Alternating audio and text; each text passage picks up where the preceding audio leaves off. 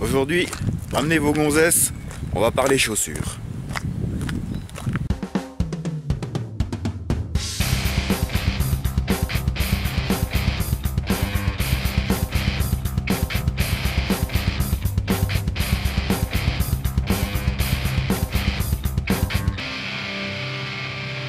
Salut à tous et bienvenue aujourd'hui dans cette nouvelle vidéo.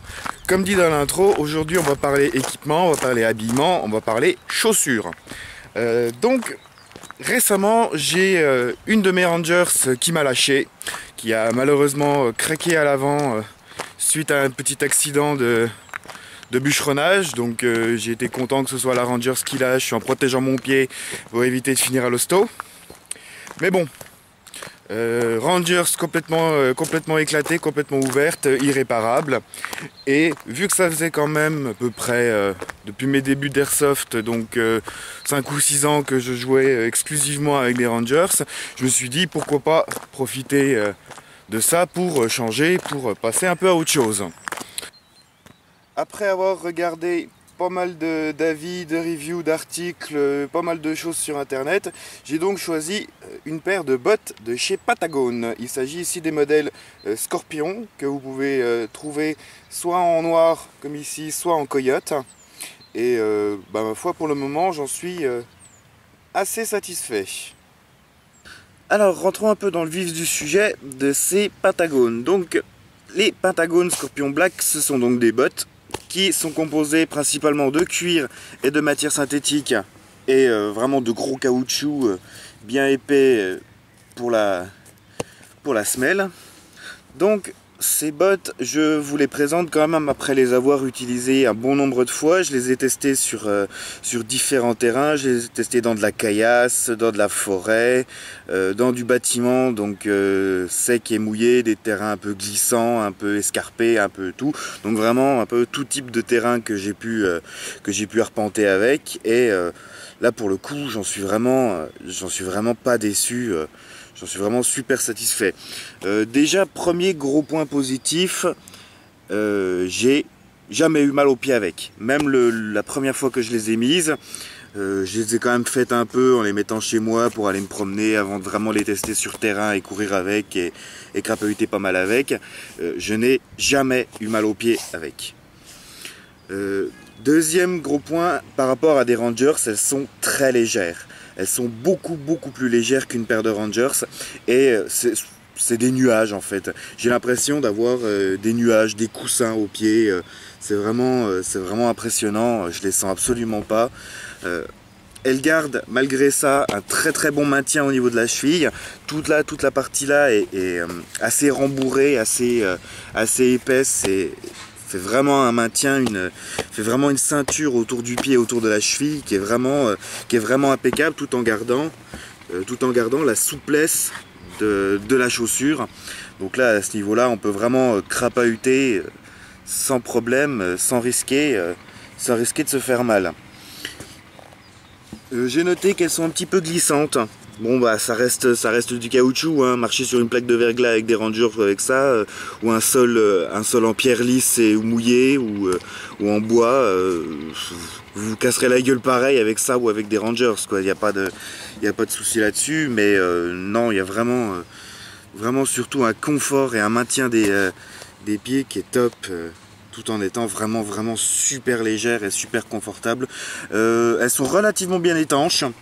Bon après j'ai pas essayé de marcher dans de l'eau jusqu'au genou, hein, mais le peu que j'ai crapahuté dans la flotte avec, je dois avouer qu'elles sont relativement étanches. Le pied reste bien au sec dedans. Elles sont assez légères, enfin comment dire, on transpire pas tellement dedans aussi. Là il fait quand même assez chaud et j'ai quand même pas mal crapahuté aujourd'hui avec, et puis les autres jours que j'ai fait, que je les ai utilisés, j'ai pas ressorti le pied complètement trempé de sueur quoi. Ça c'est pas mal aussi, ça évite, si vous jouez en hiver et que vous transpirez dans vos godesses, ça évite de choper la crève. Donc le pied reste quand même relativement au sec. Le seul point négatif que j'ai pu leur trouver pour le moment, ça va être les lacets. Donc les lacets, vous voyez, c'est deux cordons de matière synthétique. Vous voyez que là, ça s'effrite Ça s'effrite déjà un peu, ça reste accroché, c'est pas au top. Ils ont tendance vraiment à pas très bien tenir. Il suffit de pas grand chose pour qu'en fait le truc glisse et hop, que vous retrouviez marcher avec la godasse qui se défait. Donc c'est là que vous risquez de vous tordre la cheville et de vous faire mal. Donc vraiment le gros point faible que je leur trouve vraiment là pour le moment, ça va être ces lacets qui vont, à mon avis, être à changer incessamment sous peu. Voilà, c'est vraiment le gros défaut, c'est lacets un petit peu merdique. Je vais prendre des gros lacets en toile, enfin des lacets un peu plus larges, un peu plus costauds, un peu plus épais, qui résisteront, dont le nœud va vraiment tenir correctement, parce que là il a vraiment tendance à se barrer, à moins que je le coince vraiment quelque part. Mais non, vraiment les lacets là pour le coup qui sont pas top. Sinon, ces chaussures là pour le coup sont relativement accessibles niveau prix. Patagon, c'est vraiment, j'ai regardé un peu toute la gamme de produits qu'ils font. Ça reste des produits qui ont en général des très bons avis niveau qualité et qui ont un très bon rapport qualité-prix. Là, les chaussures, je les ai achetées sur Airsoft Entrepôt, elles sont à 70 €. Donc disponibles, comme je vous disais, en noir et en coyote. 70 €, là c'est à mon goût relativement pas très cher pour le moment, je vous dis, pour la qualité que c'est. Dernière information, donc au niveau de la pointure, je sais que ça peut être l'inconvénient d'acheter des chaussures sur internet sans pouvoir les essayer. À savoir que je vais comparer aux Rangers, parce que bon, j'ai utilisé principalement ça, donc je vais comparer avec les Rangers. En Rangers, j'ai toujours mis du 43. Avec une semelle, avec une petite semelle pour être un peu plus confort, parce que j'étais un petit peu large dedans. Et 42, je rentrais pas dedans. J'étais vraiment trop serré, c'était inconfortable. Donc 43 avec une semelle. Donc là, j'ai pris du 43 aussi, et je suis à peine un petit peu large dedans. Il faudrait, comme pour les Rangers, à peine une semelle. J'arrive là, je suis encore loin du bout, mais c'est surtout au niveau de la largeur. Je suis presque bon, il me faudrait à peine soit vraiment une grosse paire de chaussettes, soit à peine une petite semelle. Et c'est quasiment équivalent en fait aux Rangers. Donc à savoir si des fois vous savez pas tellement quelle pointure prendre. Après, là pour le coup, j'en suis vraiment satisfait, sauf ces lacets que je vais m'empresser de gicler. C'est principalement des matières synthétiques, donc le nettoyage se fait relativement facilement à l'eau.